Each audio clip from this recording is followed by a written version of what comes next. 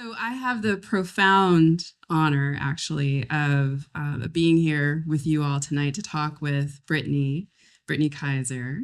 Um, I want to give her just so much time on so many topics. We're going to fly through her bio, but she's going to elaborate on some of these topics for us. I'll hit the highlights. Brittany is an entrepreneur, an activist, and globally recognized expert in data protection, technology, and legislative reform.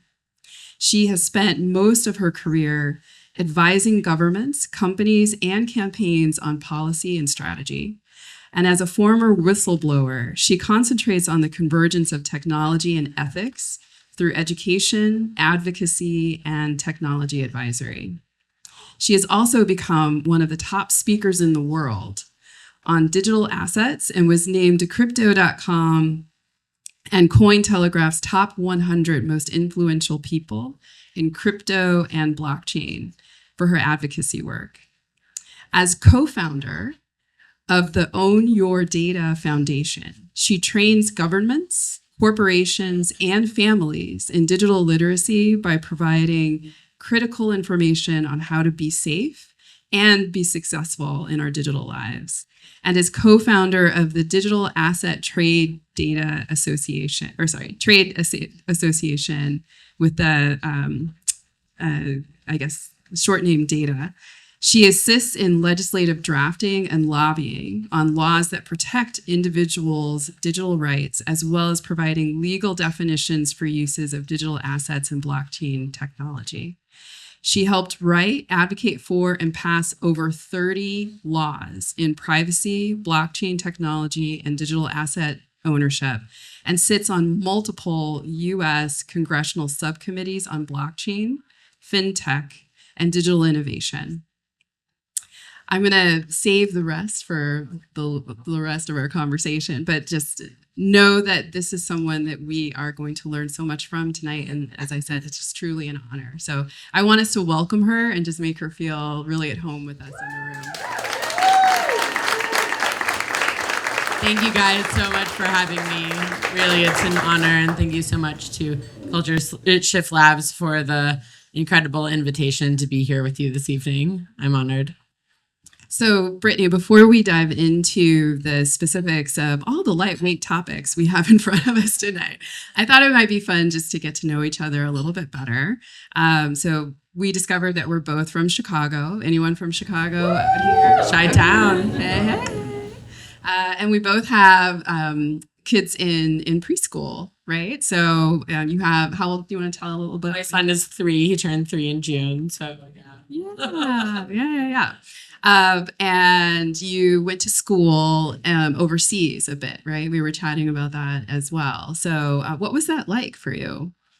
I mean, I loved moving abroad as early as I could. I was lucky enough to go to boarding school for high school where I had friends from 50 different countries. And so naturally going home with them for holidays to visit their families and wanting to live somewhere else and travel the world was a big part of my life as a kid, just wanting to constantly explore. And so it was a huge opportunity to get to go to university in the UK after spending my whole childhood in the US, and then get to travel from there and see the world, and especially being based in the UK, where I think there are people from all 190 countries speaking nearly every language.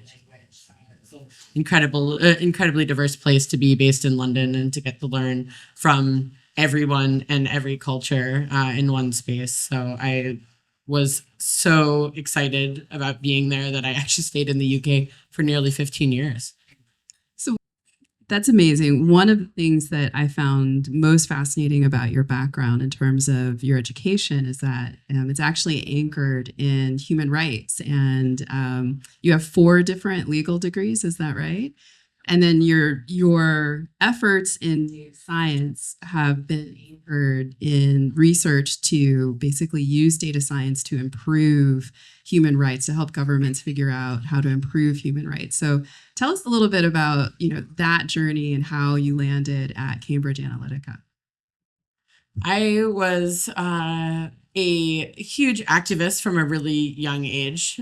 even in elementary school, there were things that were going on in the world, especially in the environment and to people in certain parts of Chicago where I really felt that things were wrong and that there might be a way to do something about it. So I found the activist within myself at a very young age when I was 12 or 13, when I started running advocacy campaigns and getting people to sign petitions and trying to get things to change in my school and in my neighborhood. And I was really inspired by some of my local politicians. I was lucky enough to befriend then State Senator Barack Obama when I was 14 years old, and started volunteering on his senatorial campaign when I was in high school, and got really motivated by a lot of the environmental and social ethics policies that were coming out of his campaign. I eventually ended up leaving my second year of university in the UK and moving back home to Chicago to work on his first presidential campaign, and was just very, very, I would say, passionate about a lot of the things that he stood for, and passionate about politics and activism, and how if you actually work towards something hard enough that you can make it happen and you can change things. It was the first time I ever touched data science. I was lucky enough to be one of the first 5 people that joined the new media team on Barack's first presidential campaign, alongside Chris Hughes, who was the co-founder of Facebook. He was one of my friends from high school. We worked on the school newspaper together. And he was the only one of the co-founders of Facebook that decided not to quit Harvard and join Sean Parker in California to work full-time on Facebook. He decided to finish his degree at Harvard and moved to Chicago and joined the Obama campaign. So I was lucky enough to sit next to one of my friends, a co-founder of Facebook, and for the first time learn about data science by building new tools within Facebook to use for Barack's campaign. And starting to see hundreds to thousands to tens of thousands to millions of people responding to what we were putting out there, the first ever politically targeted messages, all positive. We had a campaign policy where it was only 100% positive messaging, just in support of Barack's policies. It was an incredible experience to see millions of people signing up to vote for the first time that had never ever engaged in politics. People that were so excited about what we were doing, so excited to be a part of it. And I thought, wow, we can really use technology tools to get people to care about politics. This is amazing. So many people are disaffected and feel like they're not a part of the process.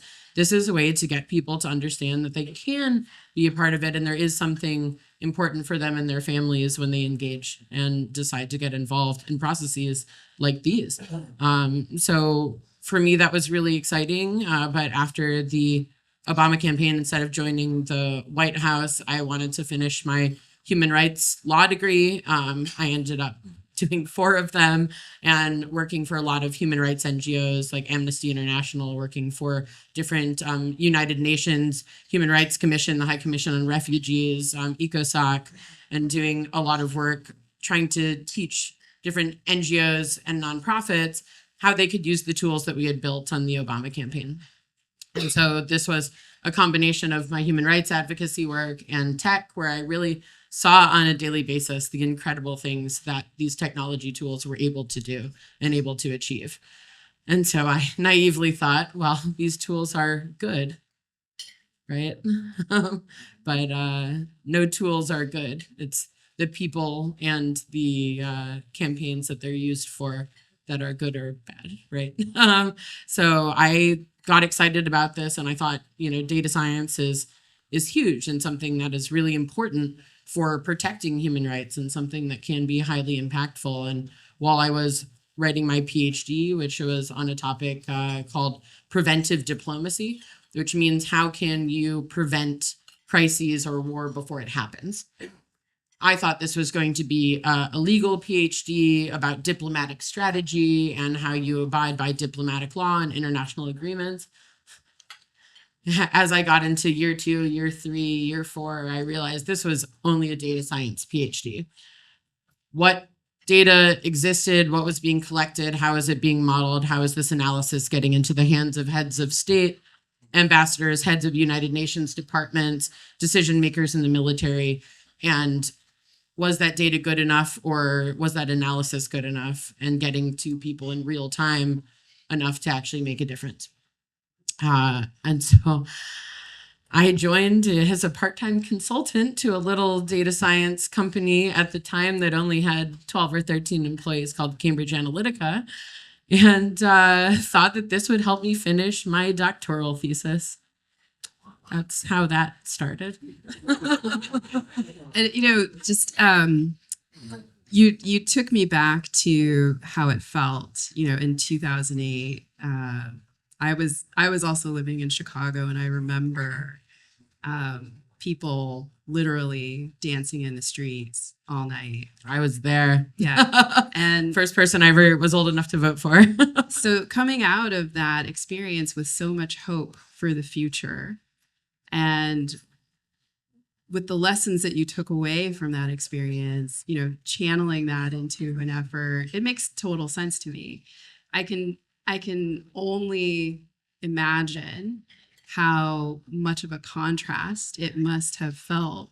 And maybe you could help us understand a little bit, like, how did you find Cambridge Analytica? Because I did a little bit of research. They have some interesting people on their board. And I think, hindsight is always 2020, but tell us a little bit more about, what I know you were hoping to make, a tremendous impact with what you were doing. And, we do have another war, that we're potentially faced with, several in the real world, but also this kind of digital war that we're about to fight. So I think it's important to really, trace back the steps and kind of where you were heading then, and then how it relates to what you're doing now and how it informs that.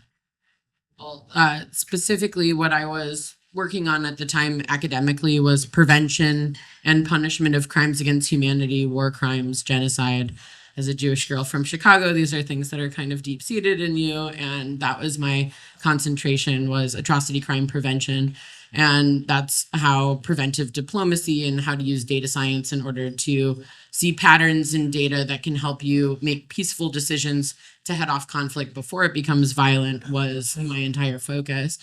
And for me, when I first went to Cambridge Analytica, I had a friend that introduced me to the CEO. Oh, this is, a big new important data science startup. I'm going to introduce you to the CEO and you can see how it goes.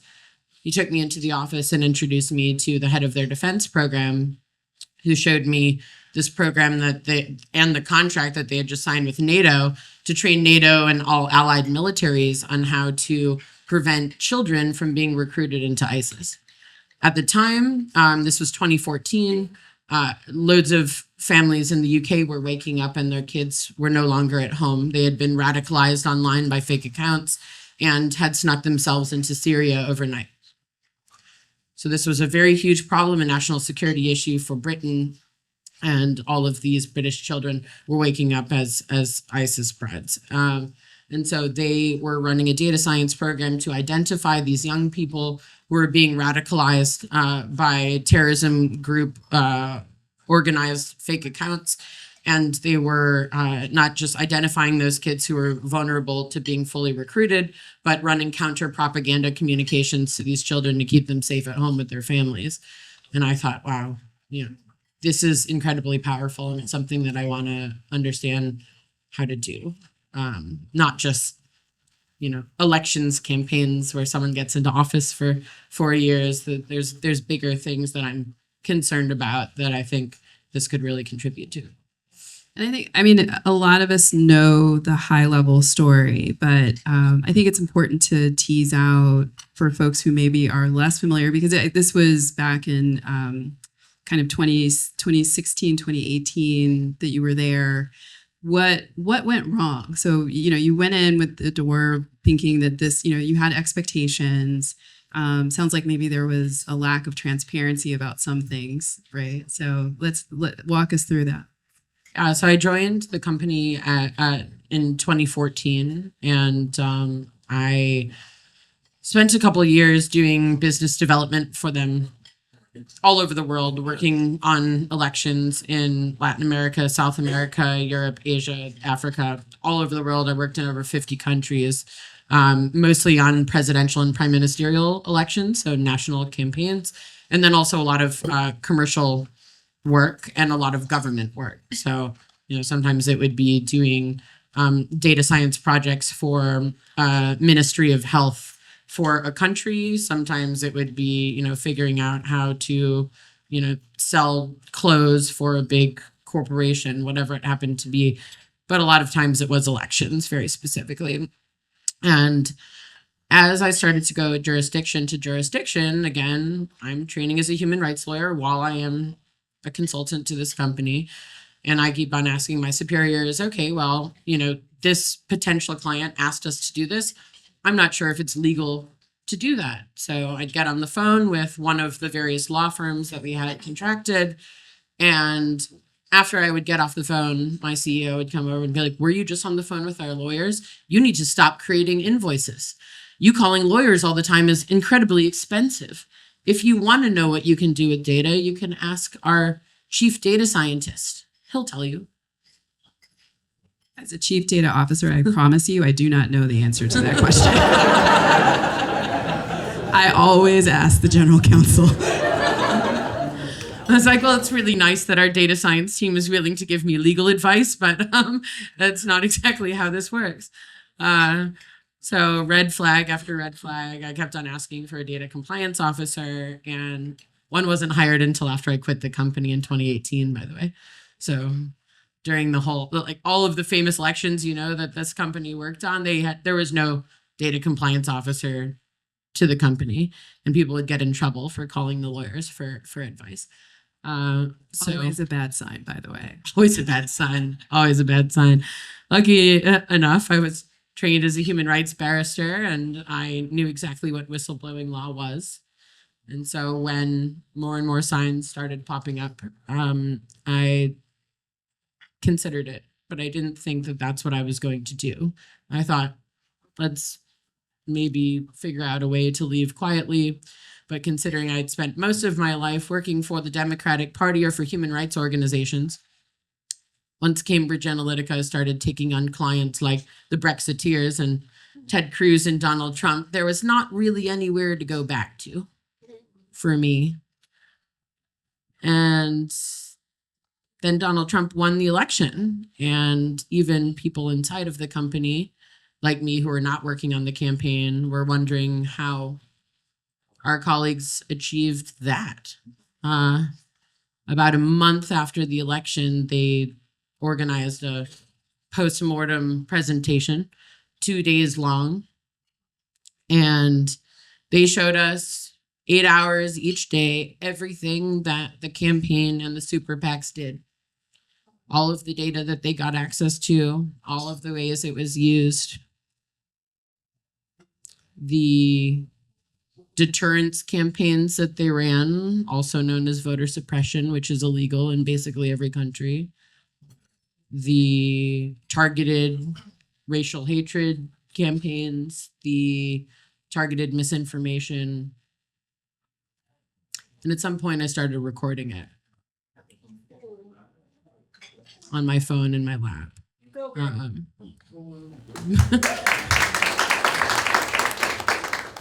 Because I knew that I was going to need to use it as evidence at some point.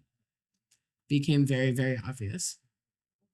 And after that day, I kept on asking for a copy of the presentations. No one ever shared the copy of the presentations. I asked, and then it became obvious that those presentations were not going to be shared. So I grew more and more concerned. And eventually I decided to go through the whistleblowing process. I didn't decide it on my own. I luckily had wonderful advisors that were encouraging me for a long time to get out of that place. And I felt like there was nowhere for me to go. I didn't have savings. I didn't have anything to fall back on. I wasn't being paid much to be at this company. I started at this company when I was 24 years old, still in graduate school. And so they finally convinced me, no, that there will be something else for you to do in the world. We will figure it out. But let's get you out of there, and then we figure out what comes next. And So the last time I was actually in this neighborhood was in March 2018 when I flew here to give my Cambridge Analytica work computer to the Guardian headquarters, to the bureau chief, not too far from here, and begin my process of whistleblowing. So let's pause and double click on whistleblowing, because I think that it's a term that's common enough people are familiar with it, but from a legal perspective, there's probably, and for folks in the room who maybe are serving on boards, there's probably different ways to be a whistleblower, right? And different protections. And it's interesting, I think, as a nuance, because it's a UK based company, and you are, and US, and you are working predominantly on things in the US or globally. And so does that have any, you're traveling a lot, it sounds like, different clients in different jurisdictions, a lot of like maybe differences in political, in policy, I guess I should say, across those nationalities and on all of that. So how did that, tell us a little bit about what the whistleblower protections you knew about were, and how you managed to navigate, this decision. Yeah, so luckily enough, I am American, and it's my only citizenship, and I'm a permanent resident of the United Kingdom. And in the US and the UK, whistleblower law is quite clear, and it generally says two things. One, if you are working for a company and you have evidence of fraud, waste, or other criminal activity, your NDA becomes null and void when you submit that evidence. So I think a lot of workers are afraid, oh, I signed an NDA, I'm going to get in trouble, da da da. Nope, your NDA becomes null and void when you have that evidence. Not everyone understands exactly what evidence is. Of course, I am legally trained, I did know. But in general, where you can actually prove and show that a certain crime is being committed, that counts. Now, it's not the same for people who work for governments. People who work for governments and militaries, a lot of people ask me why I'm allowed to go on a speaking tour, book tour, film tour, and Edward Snowden is not. It's because when you work for a government agency, including the military, you sign a Government Secrets Act. The Government Secrets Act is not the same as the NDA. If you have evidence of criminal activity, it does not null and void your Government Secrets Act. Whistleblowing when you work for the government is illegal. But when you work for a company, it's not. It's supported by the law and supported by the government for you to show them evidence of criminal wrongdoing by companies. Again, if I didn't have the legal background that I did, that would not have been obvious, and it is still not obvious to most people around the world. So I knew that what I was doing was legal, at least, deciding to submit evidence of criminal activity. Legal doesn't mean that it is safe or a fabulous idea or something that you have any idea how it's going to turn out, especially when you're whistleblowing against Mark Zuckerberg, Donald Trump, the Brexiteers, and about a couple hundred other people that were in my 100,000 documents that I released. So not safe, certainly not. Not sure if you're ever going to work again, certainly not. Not sure if you're going to be sued into the ground through frivolous lawsuits. You don't know. It's what some whistleblowers call a crisis of conscience. It means that you will never be able to sleep again if you don't do it. So you don't feel mentally that you have a choice. You just have to do it. You won't be able to live with yourself otherwise. I also like to describe it that it's like jumping off a cliff without knowing if you even have a parachute, let alone if it works. That's also a good metaphor for the situation. I was just very, very lucky because a lot of whistleblowers do not have the experience that I do. Wow. And tell us a little bit about, if you can share, to the extent that you feel comfortable sharing, like, what was your life like you gave us a good sense of what it was like before. So what was your life like kind of immediately in the year after? Yeah. So I went from Palo Alto very quickly to an unknown island that isn't on Google Maps in Thailand because I had no idea how this was going to go. The Donald and Mark are not exactly unpowerful people. They're not nice people either. And you didn't post it on Facebook either. Yeah. Look at this island. And so I didn't know exactly how it was going to turn out. I was also whistleblowing on the Trump campaign and the Brexit campaign, and all of the people that had won those campaigns were currently in government and control of the only two countries where I held residency and citizenship. So it was kind of questionable how that was going to go. But within a couple weeks of my whistleblowing package of documents and interviews coming out, about 35,000 articles came out a day, ended up being over 5 million articles within the first few months in every language in the world. Became one of the biggest news stories that ever occurred. And I started to do press from a safe place. I started to engage with legislators. I had a lot of governments reaching out to me to ask what evidence I had of things that had gone on in their country. How could I help them? Could I come testify? Could I provide them evidence and expert witness testimony? And so I realized that people didn't see me as a threat. They wanted my help. And maybe I should just lawyer up and face it and come back. So luckily, I was training as a barrister in the United Kingdom, and I had worked for the #1 human rights law firm in the world, Doughty Street Chambers, where Amal Clooney works, headed by formerly Queen's Counsel, now King's Counsel, Jeffrey Robertson, QC, who had also been Julian Assange's lawyer, and It's the best people in the world, really. And I had worked for them pro bono in my traineeship.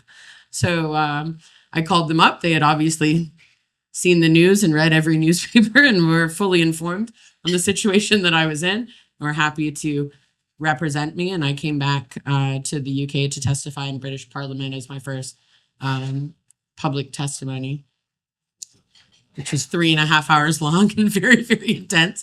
I think if you saw my film on Netflix, The Great Hack, you saw some very juicy pieces of it. But it was the beginning of the process. And you're how old? 28 at this time? I was 30. You were 30. Yeah, I was 30 at that time. So young to be exposed to so much press. I mean, how did that feel for you personally? I mean, you must have felt like you were under a microscope in some way. Yeah, it was a little intense, to say the least. Being on the front page of every newspaper and website in the world. I mean, we all remember it. I think what's a question that occurs to me is how uncommon do you? I mean, we all know that it was egregious, but how uncommon, even though we were all shocked, how uncommon do you think this actually was? I mean, I think that a bright light was shown on something that was a horrific injustice and violation, but it also strikes me that it's something that I think all of us somehow wonder, from time to time, why am I buying these Cheez-Its? I don't even like Cheez-Its. How did I end up buying Cheez-Its today? Like, marketing campaigns are regularly introduced, in multiple touch ways to kind of behaviorally condition people in consumer packaged goods and other places. And it's expected. It's sort of the norm. But when you get to these applications around elections and other things, it becomes, a tool, as you said, potentially for good or for not good. And so how uncommon do you think it really is, or was at that time, or even is today? I don't think the word uncommon is the proper word for it, unfortunately. I suppose, let me go back a moment to exactly what the relationship between Cambridge Analytica and Facebook was, just to remind everyone, because it all gets very mixed up and complex with all the political stuff. But the technical issue was that in 2010, Facebook opened up something called the Friends API. The Friends API meant that anyone that joined the Facebook developer program, which was given to over 40,000 companies, Cambridge Analytica was one of over 40,000 companies that joined the Facebook developer program, you get access to the Friends API to build your app. So whether you are Farmville or Candy Crush or what Disney princess are you really quiz, whatever you happen to be building, each individual on Facebook can decide to choose and say, I accept to share my data. But that's not what occurred on the back end. You gave your data and the data of everyone that you were connected to on Facebook. And there is no country in the world that allows an adult to consent on behalf of other able-bodied adults. So that was where the law was broken. So if you clicked yes, your 500 friends, all of that data went to the developer. So when you hear about the Facebook graph, it was about a single person saying yes, and then all of their friendship group, all of that data, their family, friends, children, parents, grandparents, all of that data going to the developer. So now you have over 40,000 companies that are having some very popular apps like Farmville, Candy Crush, and these Disney princess quizzes. Or what city should you really live in? What country are you really from? All of those quizzes were just to take people's data. That's all they were designed for. It wasn't for fun. It was literally just to take everybody's data. Everyone in the program knew this, and they were using it actively. And once each of these developers had all of that data, they were doing whatever they wanted with it because Facebook had no accountability, tracking and traceability, permission structures, any data audits. And so when they closed the Friends API in 2015, they told everyone, including the regulators, oh, it's all over, it's done. But all of that data had been taken and was being held by many companies and being used for whatever those companies wanted to use it for, because Facebook had not gone to those companies and asked them to delete it. And they had not even had them sign a contract to say that they needed to delete it, let alone done forensic analysis of their databases. So all of our data and everyone that had a Facebook account from 2010 to 2015 is all over the world, everywhere, available to purchase on the open market until that was stopped through this particular whistleblowing process. But in 2018, when I came out as a whistleblower, you could still buy from thousands of companies their entire Facebook database. That was common practice, unfortunately, but it was a normal thing. So people were using this for normal commercial marketing and advertising, as well as, deeper, darker, more manipulative things that have, harsher effects on society than selling the Cheez-Its. And it's just to put a pin in that, because I heard you talking about this in 2023, so I wanted to update the numbers. I think all of us are sort of familiar with what a terabyte is, right? Like you can get a MacBook Pro, the base model is like half a terabyte, right? And in 2018, which is when you were, doing your testimonies, and it was March of 2018 that you came forward, right? There were 2.5 million terabytes of data being generated per day. So it's not just your Facebook data. It's basically all of the things that you're doing, streaming, your television, your over-the-top devices, your phones, all of your, if anybody's got a refrigerator that's on the internet, all of it. 2018, 2.5 million terabytes per day of data. 2024, so just 6 years later, we are now at 265 million terabytes per day. That's 97 billion terabytes per year. So that's just a staggering amount of data. And most of it now is due to, thanks to COVID. all of our digital transactions now are being tracked, as well as like a whole new layer.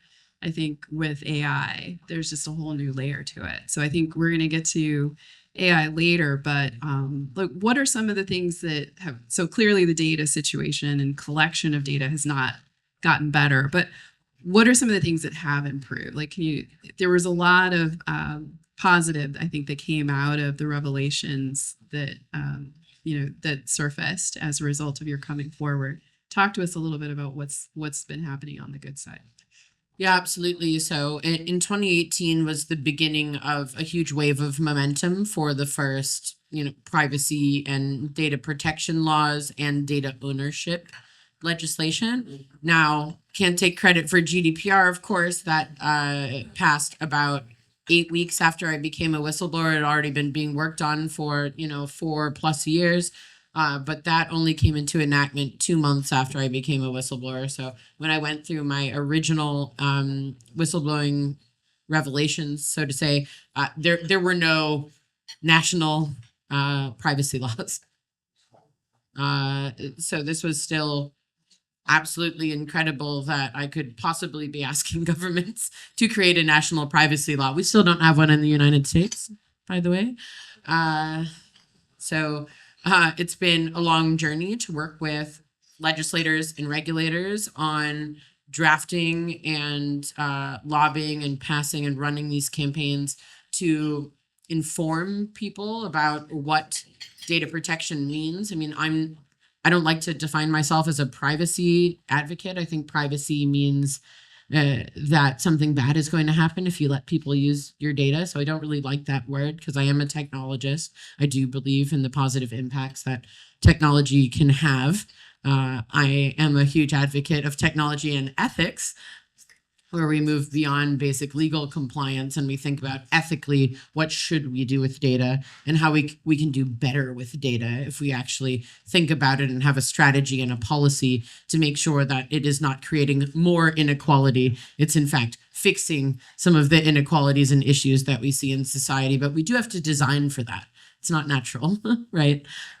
So for me, I feel like a lot of the legislation that has happened over the past 7-8 years, a lot of it has been based on some of the evidence and campaigning that not just me, but other whistleblowers, there were other whistleblowers that came out of other technology companies, from Google, from Facebook.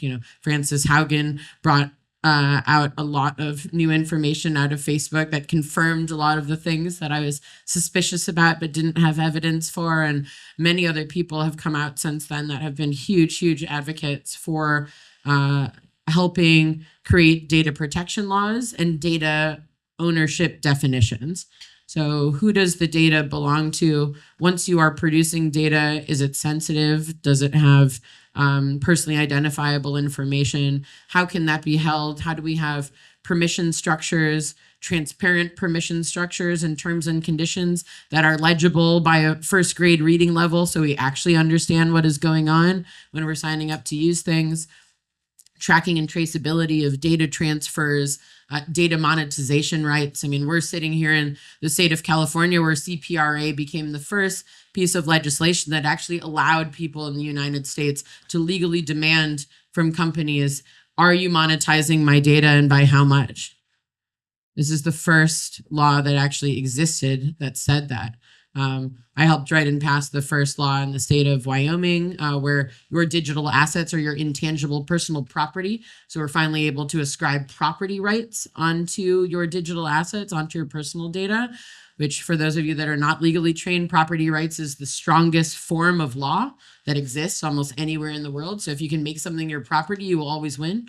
If someone destroys your property, if they go and wreck your car, your house, you will win. But if you start using human rights as a legal framework for data, good luck. I'm a human rights lawyer. You'll see you in court 6 years later and the case is still going. But property rights, you win. You have real legal recourse. And so even at the Supreme Court in the state of Minnesota, I was the only expert witness in the first legal case against Equifax. We sued Equifax for property damage. And we won at the Supreme Court for that. And it was the first successful case. And created the windfall where we had the full national decision, which was amazing. But I'm a huge advocate of data ownership and us owning our digital assets as our property, given that digital assets are now the world's most valuable asset class, more valuable than oil and gas, has been since 2017 approximately. And we're creating such an enormous amount of value every day, yet none of that monetization is going to us.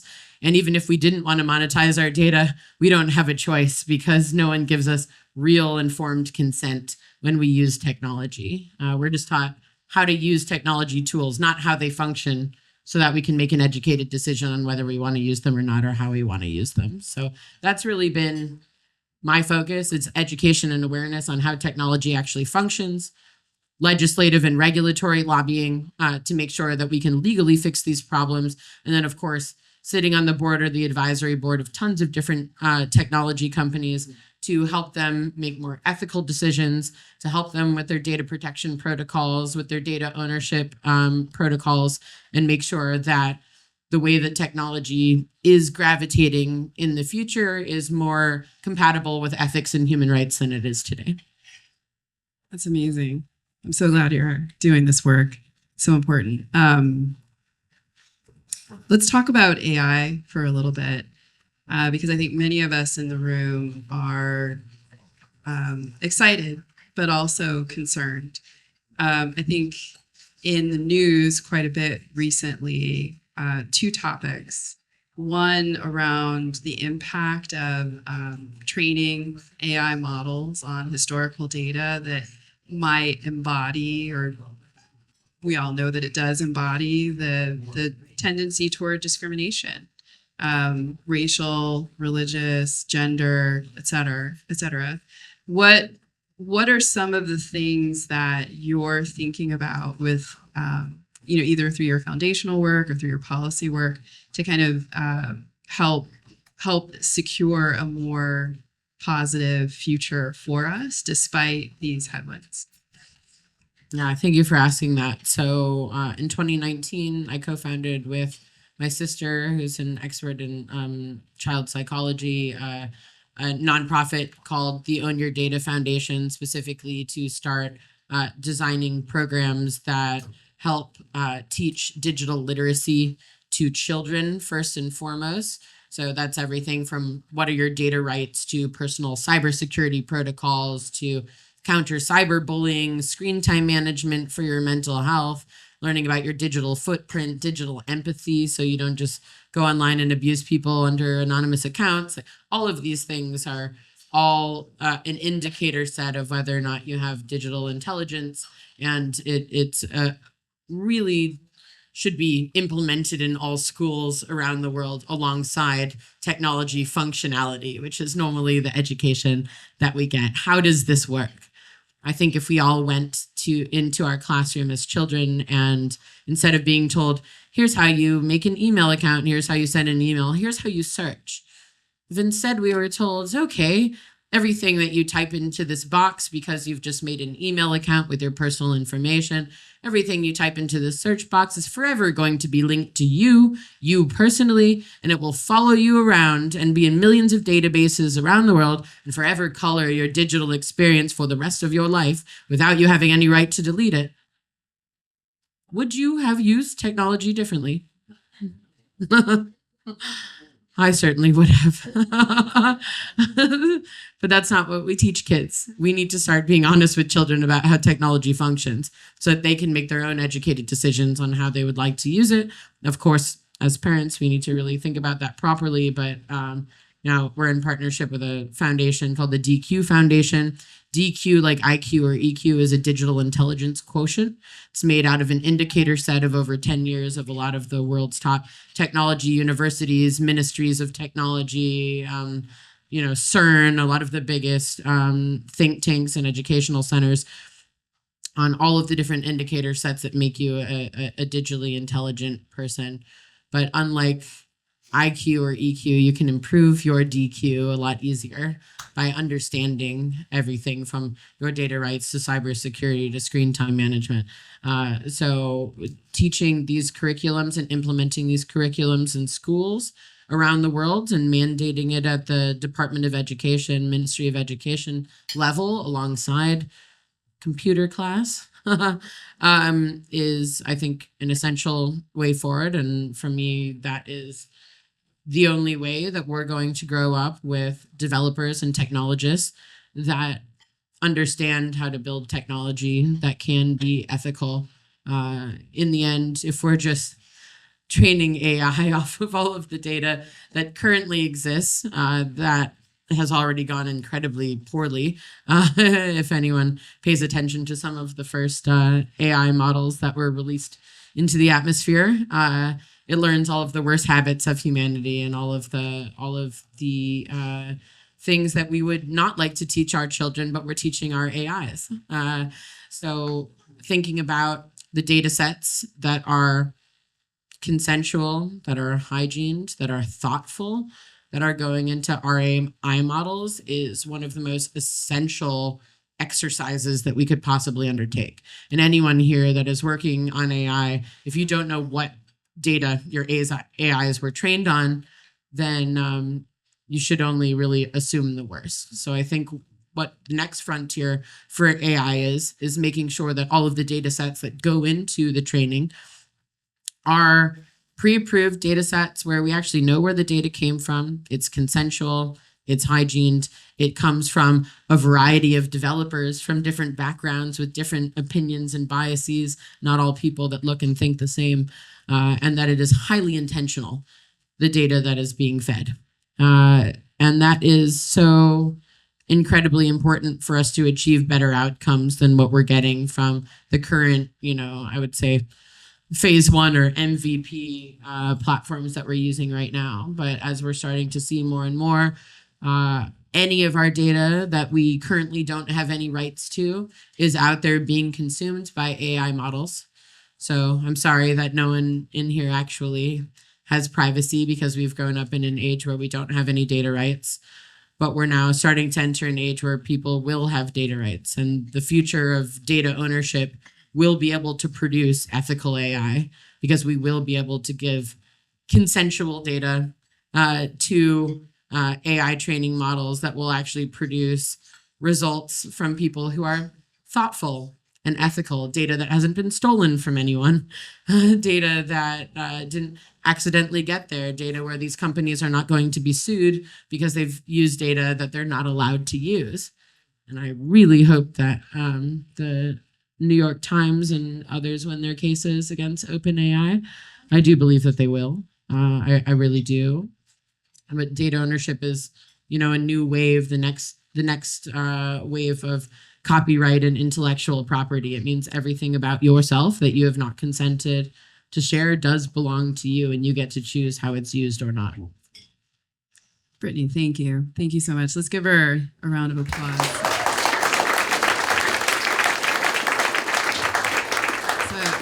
I know we need to wrap up. I know that we were hoping to potentially take some questions. I'm not sure if we'll. Yeah, so I'm sensing questions, but I'm also sensing hungry people. Okay, so I guess maybe final comment or thought. One of the most important takeaways for me is just that ethical risk is oftentimes, I think, not intentional, but also just the result of people not thinking through consequences. So that's something that, we can all do as we move forward. Any final thought from you before we adjourn? Yeah, I mean, there's different ways that you can take this into your own life, your family life, or your business life, especially when you're thinking about your business, being proactive from a data ethics standpoint and not just sticking to basic legal compliance, because there's a lot of things the law allows you to do that data science allows you to do that are highly unethical.